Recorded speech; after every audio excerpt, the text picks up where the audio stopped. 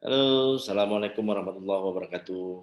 Eh, Jadi mahasiswa semua, kita hari ini pertemuan pertama pada mata kuliah pengantar teknik komputer.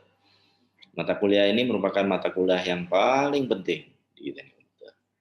Karena kenapa dengan mata kuliah ini mahasiswa paham apa yang akan didapatkan selama perkuliahan dari semester 1 sampai dengan selesai, dan juga tahu apa bidang minatnya selama menempuh perkuliahan, dan juga mahasiswa juga bakal tahu setelah menjadi alumni eh, bidang pekerjaan apa saja yang cocok untuk seorang alumni teknik komputer.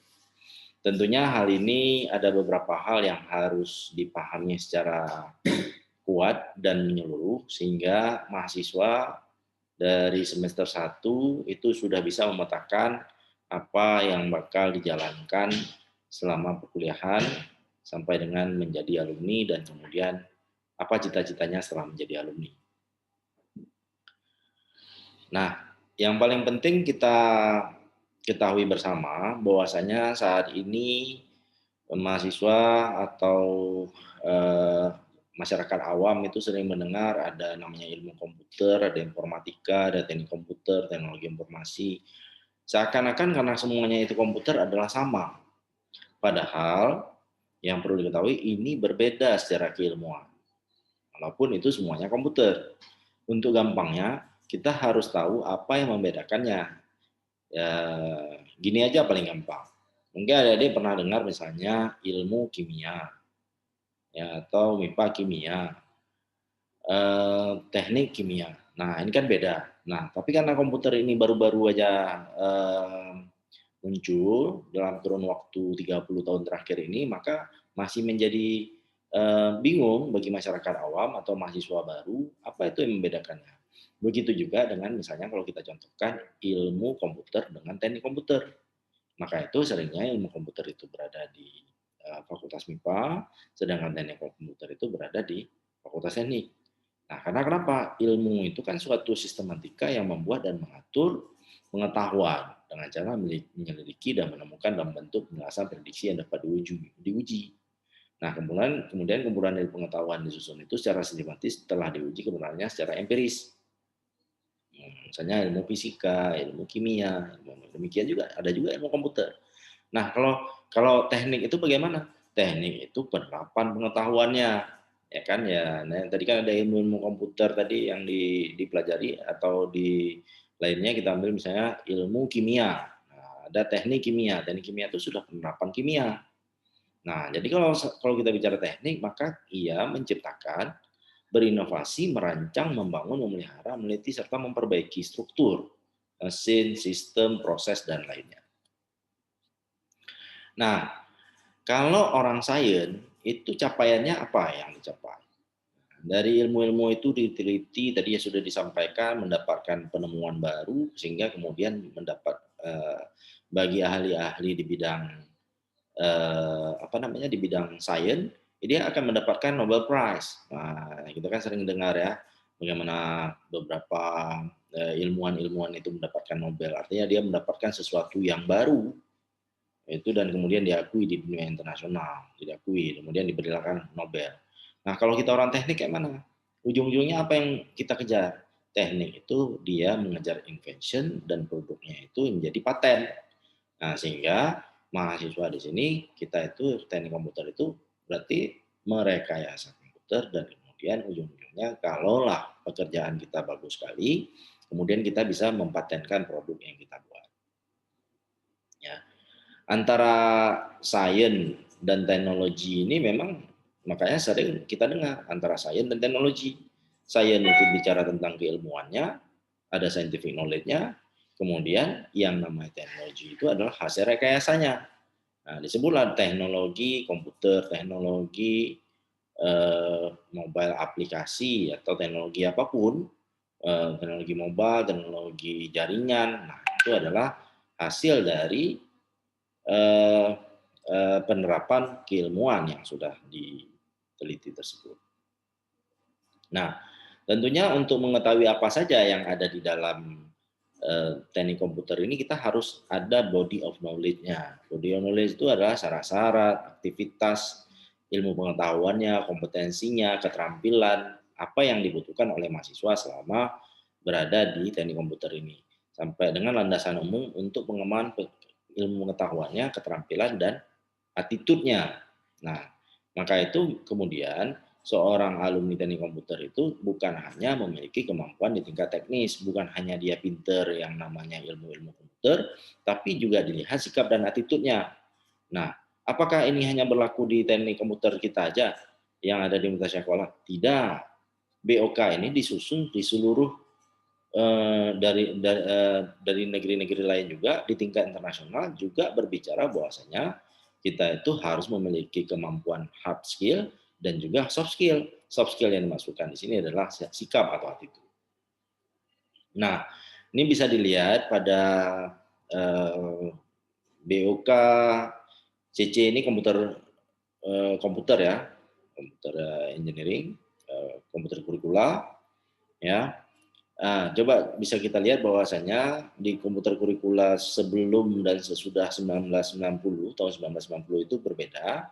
Kalau kita lihat pada tahun sebelum 1990, elektro dan komputer itu disatukan karena dia bicara tentang hardware saja. Kemudian ilmu komputer atau CS atau informatika itu sendiri. Kemudian ada satu lagi sistem informasi untuk kebutuhan bisnis. Karena kenapa? Kita ngomong di sini tentang manajemen. Ya, jadi kita bisa tahu, oh kalau bicara sistem informasi itu berarti lebih banyak bagaimana memanage teknologi itu sendiri. Kemudian setelah tahun 1990, ya electrical engineering itu pisah dengan computer engineering. Nah, juga ada computer science, bahkan terpisah lagi untuk software itu ada namanya rekayasa perangkat lunak atau software engineering. Nah, rekayasa perangkat lunak. Nah, maka itu kemudian kita pun di Universitas Kuala sejak tahun 2016 yang dulunya komputer engineering itu bergabung, teknik komputer itu bergabung di electrical engineering, ada bidangnya, maka sejak tahun 2016 kita pisah menjadi komputer engineering atau teknik komputer. Nah, sedangkan CS itu atau informatika yang sering kita dengar itu berada di MIPA. Sedangkan rekayasa perangkat lunak sampai sekarang itu kalau di Universitas Sekolah belum ada, namun di tempat lain mungkin universitas lain sudah ada. Bagaimana IT dengan IS? Nah, IT ini juga teknologi informasi dan sistem informasi. Nah, ini adalah juga masih kebutuhan organisasi atau bisnis. Nah, jadi tentunya karena dia berbeda, bisa dilihat pada diagram ini, diagram rumpun ilmu pada disiplin ilmu komputer ini.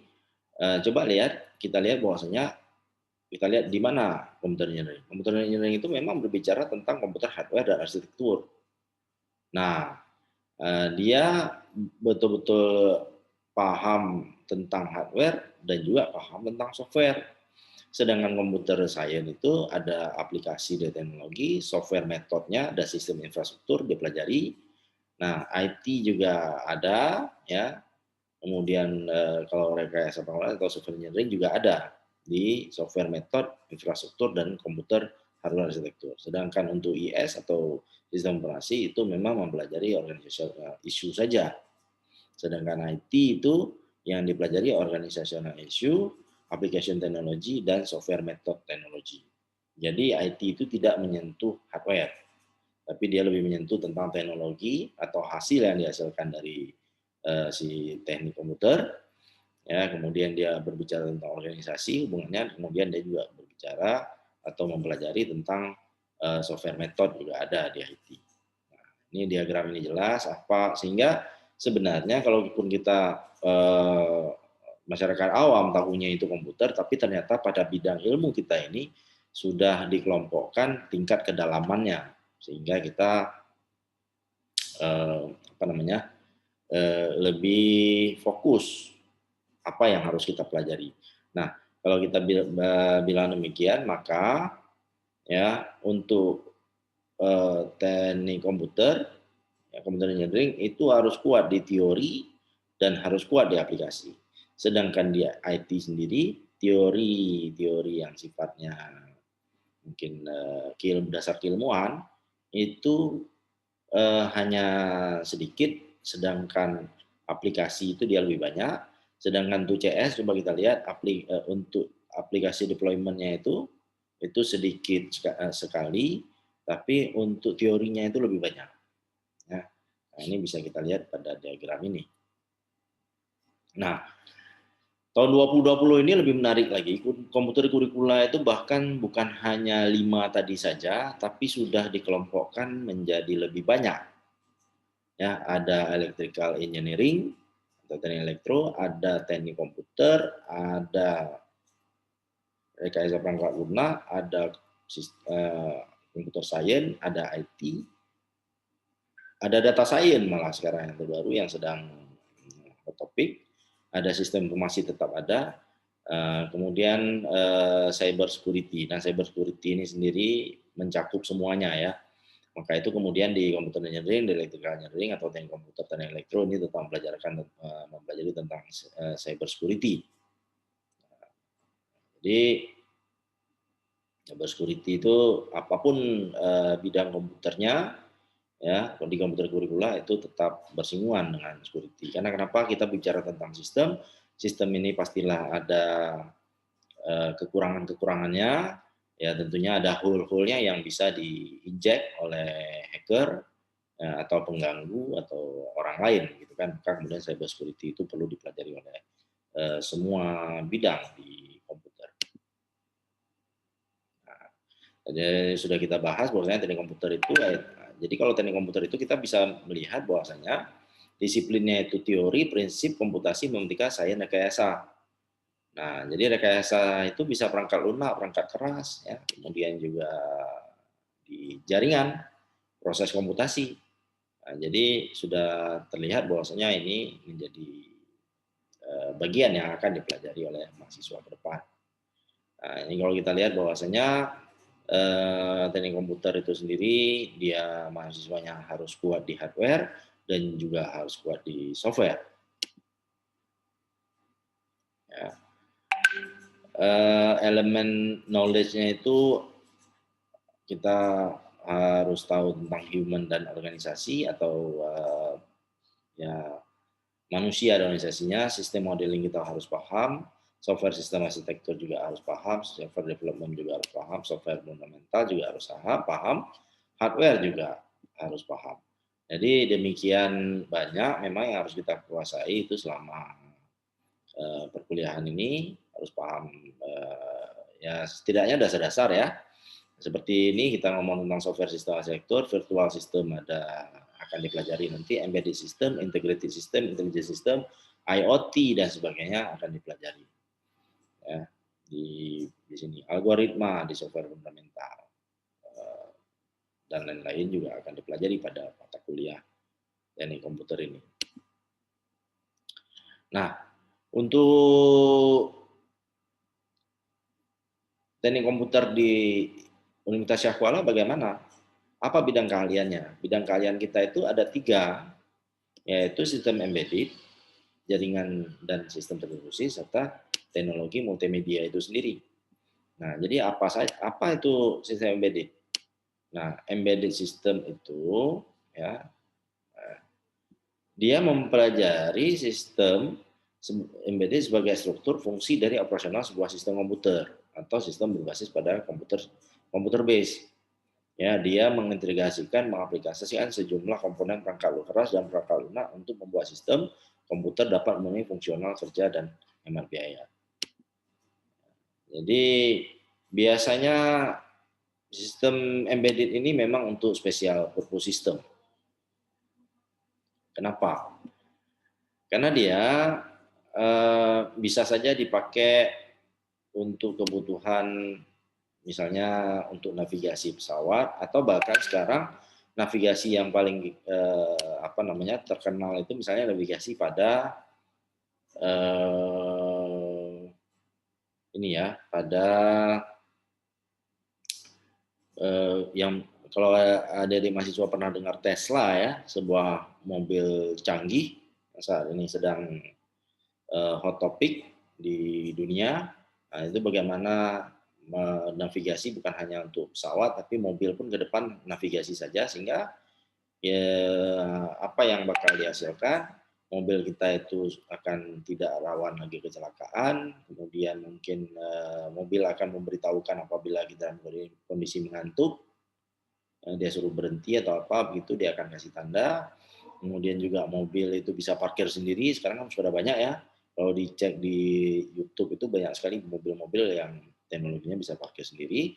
Nah, ini adalah sistem embedded, yaitu sistem yang ditanamkan sesuai dengan special purpose atau tujuan tertentu.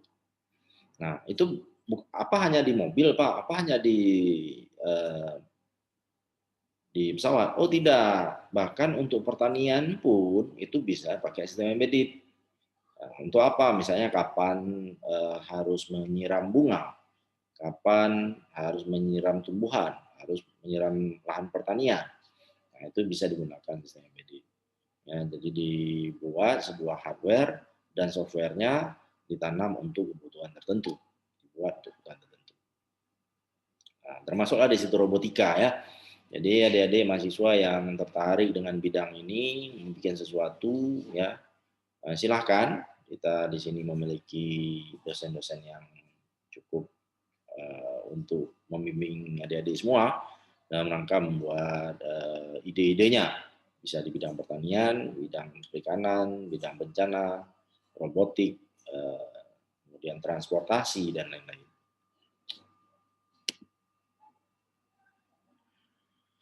Nah, kemudian ada lagi bidang yang lainnya, yaitu bidang jaringan dan sistem terdistribusi. Nah, bidang jaringan dan sistem terdistribusi ini bagaimana? Ini juga suatu bidang yang cukup menarik bagi yang memiliki keinginan fokus pada bidang jaringan. Ya. Karena yang namanya sistem saat ini, misalnya kita bicara tentang cloud computing, kita berbicara IoT, itu tidak lepas dari namanya jaringan komputer. Ya. Nah, kalau kita bicara tentang cloud computing, maka tidak lepas berbicara tentang sistem terdistribusi. Karena sistem terdistribusi ini adalah autonomous komputer itu yang saling terhubung melalui sejumlah protokol jaringan.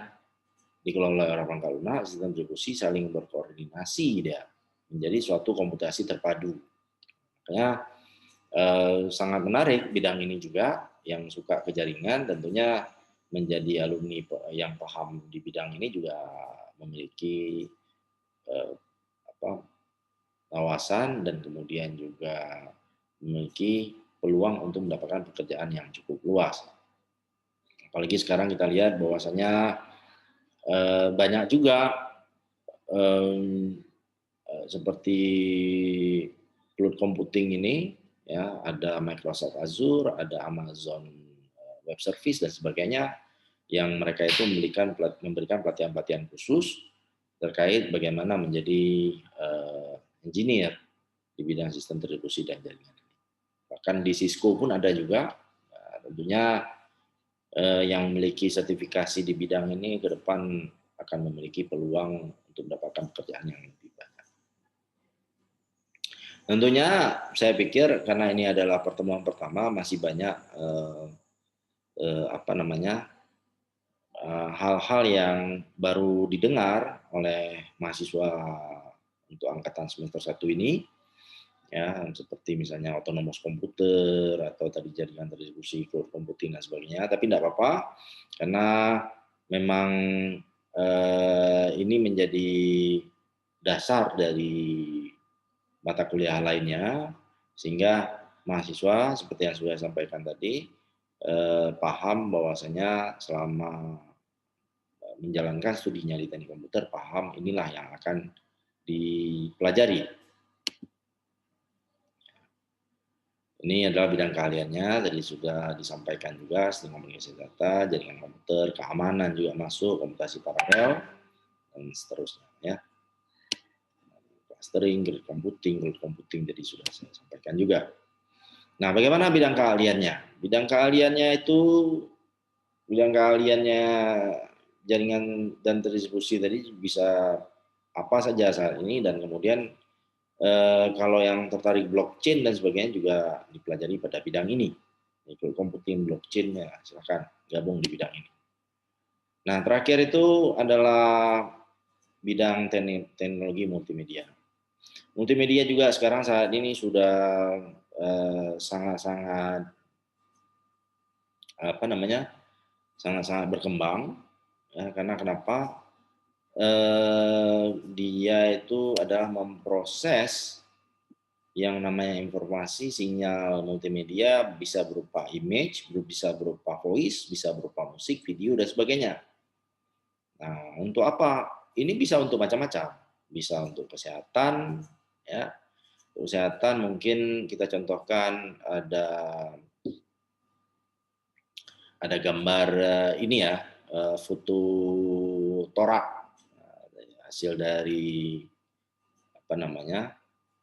Dari lab ya, difoto di dalam kita dan kemudian dari data-data tersebut ke depan itu mungkin hanya dengan dimasukkan ke dalam teknologi multimedia itu sendiri, hasil riset kita, itu dokter akan mudah untuk melakukan analisa jenis penyakit. Sebagai contoh hari ini misalnya, ini kan sedang masa-masa COVID-19 ya, itu berkembang ada yang namanya pneumonia biasa dan ada pneumonia yang diakibatkan oleh COVID-19. Nah mungkin dari foto yang berbeda ya dapat dinyatakan bahwasanya seseorang ini dari foto saja tahu ya, fotonya itu bukan foto diri ya, tapi foto dalam X-ray. Nah dapat diketahui oh ini sepertinya hasil foto tanpa harus di swab, oh ini foto terlihat bahwasanya ini kemungkinan besar dia COVID, ini bukan COVID, ini pneumonia biasa. Nah, jadi lihat dari gambar saja sudah tahu. Kemudian kalau bidang speed kayak mana? Nah, ini juga menarik. Zaman sekarang ini eh, sedang dikembangkan sebuah alat itu bagaimana caranya kita bisa pergi ke negara apa saja, ya tinggal kita ngomong pakai bahasa kita, dia kemudian akan menerjemahkan dengan menggunakan asisten ya, terjemahkan. Jadi kita ngomong pergi ke Cina, kita ngomong pakai alat itu akan menerjemahkan kepada orang di Cina, pergi ke Amerika bahasa Inggris, pergi dengan aksen Amerikanya, pergi ke Eropa mungkin ke Prancis kita juga nggak masalah lagi, kita tetap menggunakan bahasa Indonesia, tapi kemudian diterjemahkan dengan baik oleh alat tersebut dari voice kita.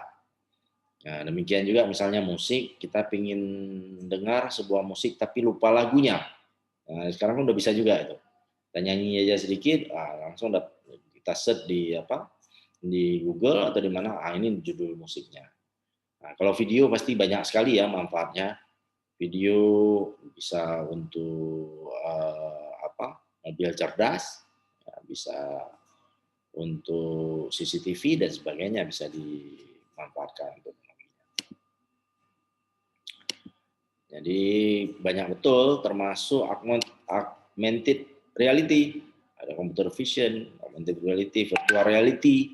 Bagi yang senang main game virtual reality itu, nah ini juga bagian dari penelitian kita atau bagian dari yang akan kita pelajari pada teknik komputer ini. Jadi bagaimana ke depannya? Wah, ke depannya ini memang dengan bidang teknik komputer ini komputer di mana-mana. Nah, komputer di mana-mana itu bisa digunakan di mobil untuk kesehatan, untuk pertanian, untuk perkebunan, bahkan untuk smart city di kota kita, untuk mungkin smart home, untuk efisiensi listrik dan sebagainya. Itu semua bisa menggunakan ilmu kita di teknik komputer. Karena kita belajar hardware dan software juga sistem. Nah, tapi jangan lupa bahwasanya seorang mahasiswa atau calon alumni itu dia tidak bisa lepas dari yang namanya hard skill dan soft skill. Kompetensi kita itu bukan hanya kompetensi yang tadi diceritakan bidang embedded saja, bidang jaringan saja, atau bidang multimedia saja. Tapi yang paling penting ketika kita sudah menjadi alumni itu atau di mahasiswa itu adalah watak, sikap, karakter, atau disposition. Nah, ini jelas. Ini yang buat bukan ini diagram ini bukan kita yang karang-karang loh. Diagram ini memang dibuat oleh IEEE dan SEM.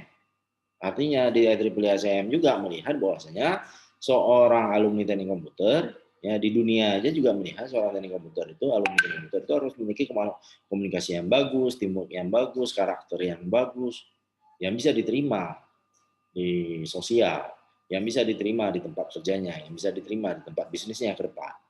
Maka itu dunia dunia kerja, dunia usaha itu selain dia melihat kemampuan hard skill-nya, programming, hardware designernya, bidang ilmu yang 3 tadi, tapi juga dilihat bagaimana soft skill dan soft skill yang mesti tentang komunikasinya, teamwork-nya, karakternya. Jadi mohon dipahami ketika mahasiswa sedang ditegur oleh dosennya, ya terkait karakter itu harus diubah. Kenapa? Karena itu berimpact atau berdampak pada masa depan kalian, masa depan mahasiswa. Karena kami di sini sebagai pengajar harus menyampaikan yang namanya hard skill dan soft skill. Ya, namanya kami adalah sebagai pendidik harus mendidik kalian secara hard skill dan juga soft skill. Jadi misalnya tidak tepat waktu, kemudian hal-hal lainnya, misalnya tidak sopan dalam menyampaikan informasi, baik melalui email, melalui WA, atau cara menyampaikan pendapat dan sebagainya, itu harus kami sampaikan. Karena kenapa? Kami menginginkan alumni yang keluar dari teknik komputer ini adalah alumni yang terbaik. Ya. Ini bisa dilihat untuk pemetaan kurikulum prodi kita, teknik komputer ini ada di jurusan teknik elektro, juga ada di websitenya prodi teknik komputer. Ya, nanti bisa dilihat apa aja mata kuliah yang berkenaan dan kemudian yang akan kalian jalani ke depan. Nah, jangan lupa bahwasanya pada saat ini juga ada namanya kurikulum merdeka. Kalian juga selama perkuliahan bisa melakukan hal-hal berikut yang diizinkan oleh universitas dan juga Kementerian Pendidikan kita. Ya, antara lain kalian boleh melakukan magang 1 semester, boleh melakukan proyek di desa, boleh mengajar di sekolah, ya pertukaran pelajar juga bisa kalian pergi dari baik dalam negeri maupun luar negeri, ya. Kemudian kalian bisa melakukan riset bersama dosen, kemudian kalian bisa melakukan kegiatan wirausaha, bisa memiliki proyek-proyek independen, dan tentunya kegiatan sosial kemanusiaan. Misalnya ada yang bencana, kalian turun ke situ. Tentunya hal ini semua harus dengan izin dari jurusan, prodi, fakultas, dan universitas sekolah. Karena kita di sini, apapun yang kalian lakukan terkait 8 hal kegiatan ini atau disebut dengan kurikulum mereka, itu tidak boleh terlepas dari sepengetahuan dari yang namanya jurusan yang akan nanti menunjuk dosen pembimbingnya, dan juga dari fakultas dan juga universitas.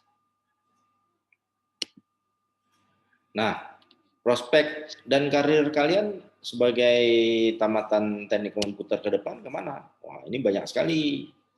Bisa ke hardware software developer, bisa mobile apps Android iOS developer, bisa sebagai hardware system engineer, IT platform, software engineer, dan web engineer, cloud system engineer. Nah, jadi kan apalagi sekarang yang suka security, ya, itu banyak itu di perbankan ya.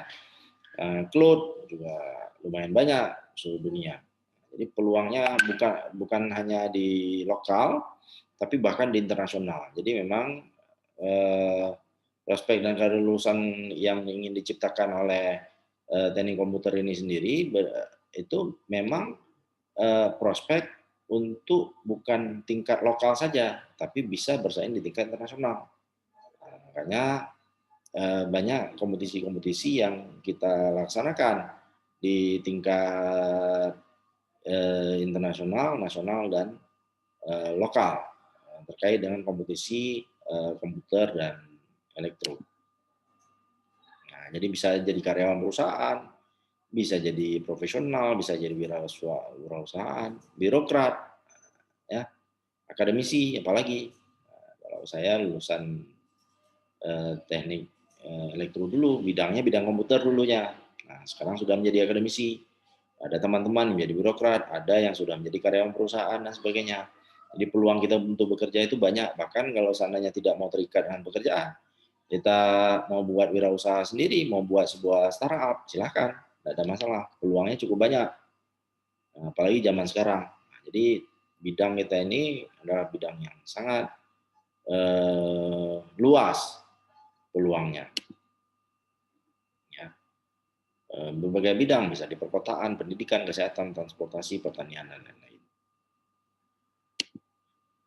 Oke, demikian saja ya, pertemuan kita yang singkat ini. Mudah-mudahan dapat dipahami apa itu pengetahuan, kompetensi, skill, peminatan, serta prospek kerja dan karir dari seorang lulusan nantinya. Nah, tapi sebelum menjadi lulusan kan harus menjadi mahasiswa ya. Nah, hal-hal tersebut adalah yang akan mahasiswa dapatkan selama perkuliahan di teknik komputer. Maka itu pengantar teknik komputer ini disusun ya nanti dengan sejumlah hal-hal yang terkait dengan perkuliahan ya, akan disampaikan apa itu sistem operasi, apa itu jaringan dan sebagainya, supaya nanti ketika semester 2, 3 dan seterusnya sampai dengan selesai hal-hal tersebut bukanlah menjadi yang baru didengar oleh mahasiswa. Ya, tinggal masuk, oh ini yang pernah disampaikan pada mata kuliah teknik komputer dulunya. Demikian saja. Semoga dapat dipahami. Apabila ada hal yang tidak mengerti, boleh langsung hubungi saya. Atau ada hal yang kurang dipahami, bisa juga langsung nantinya menghubungi dosen yang lain. Yang ingin saya sampaikan, mohon maaf terlupakan di awal, kita memiliki 4 pengajar. Di sini ada saya, Dr. Amzar Diman, ada Bapak Dr. Rizal Munadi, juga ada Bapak Ahyar, dan ada Bapak Al-Bahri. Semuanya memiliki kemampuan yang sama, ya, hanya saja karena ini tim, kami membagi pertemuan-pertemuan. Nah, selama bergabung di mata kuliah teknik komputer, selama belajar di teknik komputer sampai dengan selesai, harapan kami kompetensi yang diinginkan oleh teknik komputer akan tercapai bagi mahasiswa. Baik, Assalamualaikum warahmatullahi wabarakatuh.